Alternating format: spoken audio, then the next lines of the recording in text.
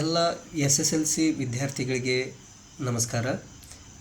ನಾನು ನಿಮ್ಮ ಮಾಸ್ಟರ್ ಪ್ರಮೋದ್.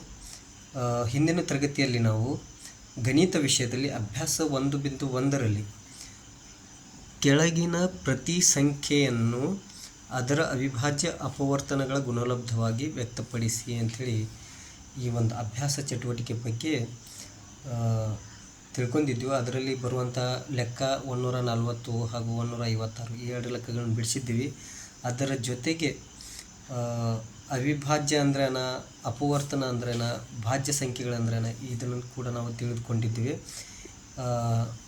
ಮುಂದಿನ ಇನ್ನು ಎರಡನೇ ಪ್ರಶ್ನೆ, ಕೆಳಗೆ ನೀಡಿರುವ ಜೋಡಿ ಪೂರ್ಣಾಂಕಗಳ ಲಸಅ ಮತ್ತು ಮಸಅಗಳನ್ನು ಕಂಡುಹಿಡಿದು ಲಸಅ ಗುಣಿಸು ಮಸಅ = ಆ ಎರಡು ಸಂಖ್ಯೆಗಳ ಗುಣಲಬ್ಧ ಎಂಬುದನ್ನು ತಾಳಿ ನೋಡಿ ಅಂತ ಅಂದಿದ್ದರು.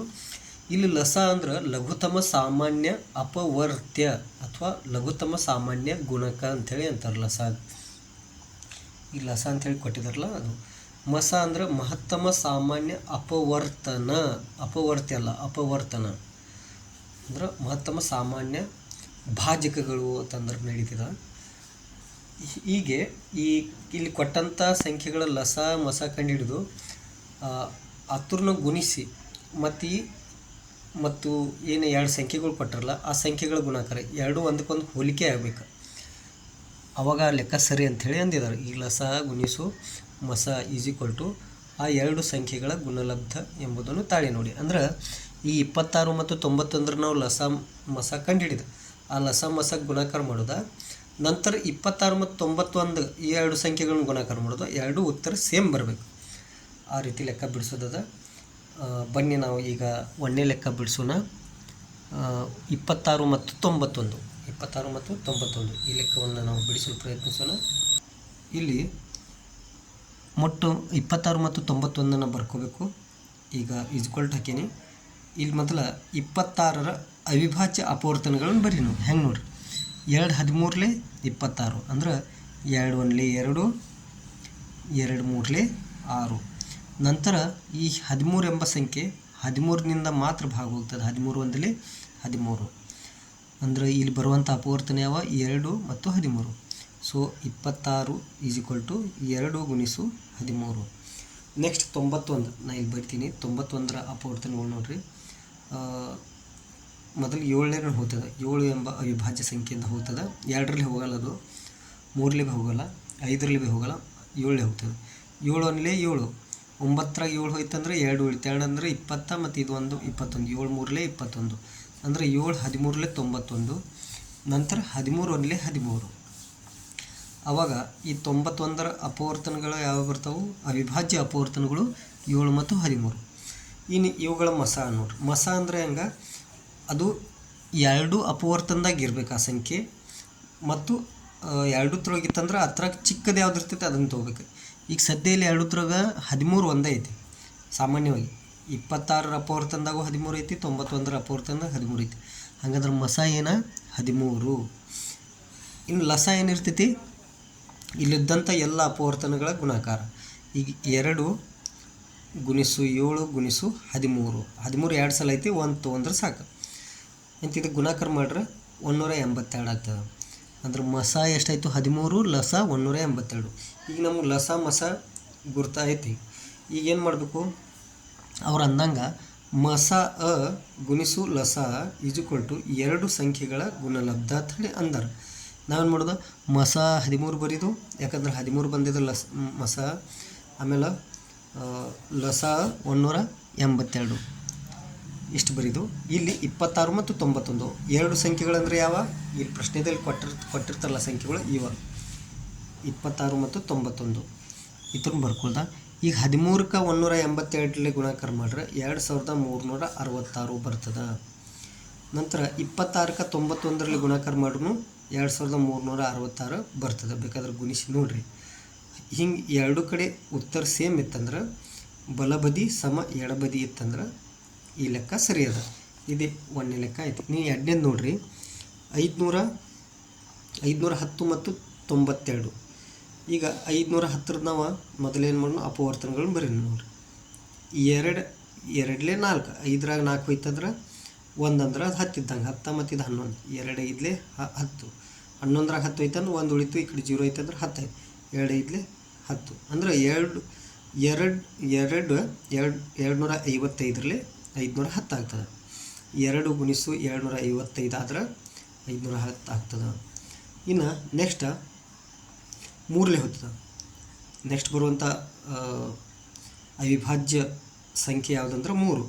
3 8 24, 25ರಾಗ 24 ಹೋಯ್ತಂದ್ರೆ 1 ಉಳಿತು, 1 ಅಂದ್ರೆ ಅದು 10 ಇದ್ದಂಗೆ, 10 ಮತ್ತು ಇದು 5 15, 3 5 15 ಅಂದ್ರೆ 3 85 255 ಆಗ್ತದೆ. ಇನ್ನು ನೆಕ್ಸ್ಟ್ 17 ಹೋಗ್ತದೆ. 17 1 17, ಹಾಗಾದ್ರೆ 510 ಅಪವರ್ತನಗಳು ಯಾವ ಬರ್ತಾವೆ? 2 ಗುಣಿಸು 3 ಗುಣಿಸು 5 ಗುಣಿಸು 17 ಇಲ್ಲಿ ಈ ರೀತಿ ಬರ್ಕೋಬೇಕು. ಇನ್ನು ನಂತರ ನೆಕ್ಸ್ಟ್ ಸಂಖ್ಯೆ ಯಾವುದೇ 92. 92 ಇಲ್ಲಿ ಬರೀನು 2 46ರಲ್ಲಿ 92, ಹೆಂಗೆ ನೋಡಿರಿ, 2 4ಲಿ 8, 9ರಾಗ 8 ಹೋಯ್ತಂದ್ರೆ ಅದು 1 ಉಳಿತು, 1 ಅಂದ್ರೆ 10, 10 2 12, 2 6ಲಿ 12 ಅಂದರೆ 2 46ಲಿ 92, ಮತ್ತು 2ರಲ್ಲಿ ಹೋಗ್ತದೆ, 2 2ಲಿ 4, 2 3ಲಿ 6. ನೆಕ್ಸ್ಟ್ ಇದು 23ಲೇನೂ ಹೋಗ್ತದೆ, 23 1 23. ಹಾಗಾದ್ರೆ 92ರ ಅವಿಭಾಜ್ಯ ಅಪವರ್ತನಗಳು ಯಾವ ಬರ್ತಾವೆ? 2 ಗುಣಿಸು 2 ಗುಣಿಸು 23 ಇಲ್ಲಿ ಬರಿಬೇಕು, 2 ಗುಣಿಸು 2 ಗುಣಿಸು 23. ಇಲ್ಲಿ 2 ಸಲ 2 ಐತೆ, ನಾನು 2ರ ಘಾತ 2 ಬರ್ತೀನಿ, ಗುಣಿಸು 23. ಇನ್ನು ಇಲ್ಲಿ ಮಸ ನೋಡ್ರಿ, ಮಸ ಏನು ಹೇಳ್ತೈತಿ, ಇಲ್ಲಿದ್ದಂಥ ಅಪವರ್ತನರು ಸಾಮಾನ್ಯವಾಗಿರಬೇಕು ಮತ್ತು ಅದ್ರ ಘಾತ ಸಣ್ಣದಿರ್ಬೇಕು, ಅಂಥದ್ದು ಸಂಖ್ಯೆ ತೊಗೊಂಡ್ರೆ ಅದ್ರ ಮಸ. ಈಗ 510ದಾಗ 2 ಐತಿ, 3 ಐತಿ, 5 ಐತಿ, 17 ಐತಿ. 92ರದ್ದು ಏನೈತಿ, 2ರ ಘಾತ 2 ಐತಿ, 23 ಅಂದರೆ 2 ಎರಡು ಕಡೆ ಐತಿ. ಬಟ್ 2ರ ಘಾತ 2 ಐತಿ, ಇಲ್ಲಿ 2ರ ಘಾತ 1 ಐತಿ, ಅಂದರೆ ಇದನ್ನ ತೊಗೋಬೇಕು, ಇದನ್ನ ತೊಗೋರಿ, 2 ಬರ್ತದೆ. ಬಟ್ ನಂತರ ಇಲ್ಲಿ 3 ಇಲ್ಲಿಲ್ಲ, 5 ಇಲ್ಲಿಲ್ಲ, 17 ಇಲ್ಲಿಲ್ಲ, ಹಂಗಾದ್ರೆ ಮಸ ಎಷ್ಟು? 2, ಮಸ 2. ಯಾಕಂದ್ರೆ ಇಲ್ಲಿ 2ರ ಘಾತ 2 ಅದ, ಇಲ್ಲಿ 2ರ ಘಾತ 1 ಅದ ಮತ್ತು ಸಣ್ಣದದ. ಮಸ ಮಾಡುವತ್ನಾಗ ಒಂದು ನೆನ್ಪಿಟ್ಕೋರಿ, ಇಲ್ಲಿ 2 ಅದ, ಇಲ್ಲಿ 2 ಅದ, ಬಟ್ ಯಾವುದ್ರ ಘಾತ ಸಣ್ಣದಿರ್ತೈತಿಲ್ಲ ಅದನ್ನು ಇಲ್ಲಿ ಬರಿಬೇಕು, ಅವಾಗದು ಮಸ. ಇನ್ನು ಲಸ ನೋಡ್ರಿ, ಲಸ ಏನಿರ್ತೈತಿ, ಇಲ್ಲಿದ್ದಂಥ ಎಲ್ಲ ಅಪವರ್ತನಗಳು ಬರಿಬೇಕು. ಈಗ ಹೆಚ್ಚಿಗಿದ್ದಿದ್ದ ಘಾತ ಯಾವ್ದು ಹೆಚ್ಚಿರ್ತೈತಿಲ್ಲ ಅದನ್ನು ಬರ್ಕೋಬೇಕು. ಮೊದಲ 2ರ ಘಾತ 2, ನಂತರ ಯಾವುದೈತಿ 2 3 ಐತಿ, ಗುಣಿಸು 5 ಐತಿ, ಗುಣಿಸು 17 ಐತಿ, ಗುಣಿಸು 23 ಇವೆಲ್ಲ ತೊಗೋಬೇಕು. ಅದು 2 ಕಡೆ ಇರಲಿ ಅಥವಾ ಬಿಡಲಿ, ಮಸದ ಹಾಗಿಲ್ಲ, ಅದು 2 ಕಡೆ ಇರಬೇಕು ಆ ಸಂಖ್ಯೆ, ಹತ್ರ ಘಾತ ಸಣ್ಣದಿದ್ದು ಇರಬೇಕು. ಇಲ್ಲಿ ನೋಡ್ರಲ್ಲ, ಈ 2ರ ಘಾತ 2 ಇತ್ತು, ಇಲ್ಲಿ 2ರ ಘಾತ 1 ಐತಿ ಅನ್ನುಲ್ದದು, ಹಾಗಾದ್ರೆ 2ರ ಘಾತ 1 ಇದ್ದಿದ್ದು ನಾವು ತೊಗೊಂಡಿವಿ ಇಲ್ಲಿ. ಬಟ್ ಲಸ ಹಾಗಿಲ್ಲ, ಇವೆಲ್ಲ ಇದ್ದಂಥ ಸಂಖ್ಯೆಗಳನ್ನ ತೊಗೋಬೇಕು. 2 ಕಡೆ ಇದ್ದಂಥ ಸಂಖ್ಯೆನ ಹತ್ರ ಘಾತ ಯಾವ್ದು ಹೊಡೆದೈತಿ ಅದನ್ನು ತೊಗೋಬೇಕು. ಈಗ ಇಲ್ಲಿ 2 ಐತಿ, ಇಲ್ಲಿ 2 ಐತಿ, ಬಟ್ 2ರ ಘಾತ 2 ಐತಿಲ್ಲ ಅದನ್ನು ಮೊದಲು ತೊಗೊಂಡಿವಿ ನಾವು, ಅದನ್ನು ಬಿಟ್ಬಿಟ್ಟು ನಂತರ 3 ಗುಣಿಸು 5 ಗುಣಿಸು 17 ಗುಣಿಸು 23 ಇದೆಲ್ಲ ತೊಗೊಂಡು ನೋಡ್ರಿ.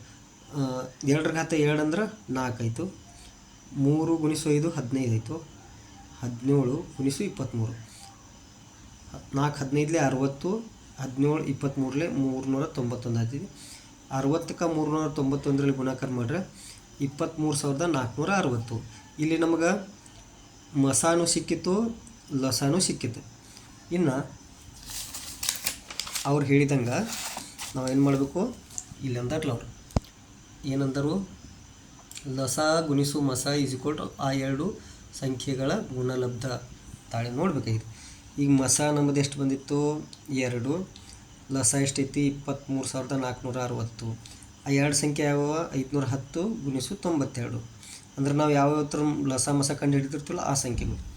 ಇನ್ನು ಇದಕ್ಕೆ ಇಷ್ಟರಲ್ಲಿ 2ರಲ್ಲೇ 23,460ಕ್ಕೆ ಗುಣಾಕಾರ ಮಾಡ್ರೆ 46,920 ಬರ್ತದೆ. ಆಮೇಲೆ 510ಕ್ಕೆ 92ರಲ್ಲಿ ಗುಣಾಕಾರ ಮಾಡ್ರೂ ಅಷ್ಟು ಬರ್ತದೆ. ಬೇಕಾದ್ರೆ ನೀವು ಮಾಡಿ ನೋಡಿರಿ. ಈ 2 ಲೆಕ್ಕಗಳು ನಿಮಗೆ ತಿಳಿದವಂತ ತಿಳ್ಕೊತೀನಿ. ಒಂದು ವೇಳೆ ಹೆಚ್ಚಿನ ಏನಾದರೂ ಮಾಹಿತಿ ಬೇಕಂದ್ರೆ ನಾನು ಈ ಸ್ಕ್ರೀನ್ ಮೇಲೆ ನನ್ನ ಮೊಬೈಲ್ ನಂಬರನ್ನ ಬರೆದಿರ್ತೀನಿ, ತಾವು ನನಗೆ ಕರೆ ಮಾಡಿ ನಿಮ್ಮ ಅಭ್ಯಾಸಕ್ಕೆ ಸಂಬಂಧಿಸಿದಂಥ ಪ್ರಶ್ನೆಗಳನ್ನು ಅಥವಾ ಅನಿಸಿಕೆಗಳನ್ನು ಹಂಚ್ಕೋಬಹುದು. ಧನ್ಯವಾದಗಳು.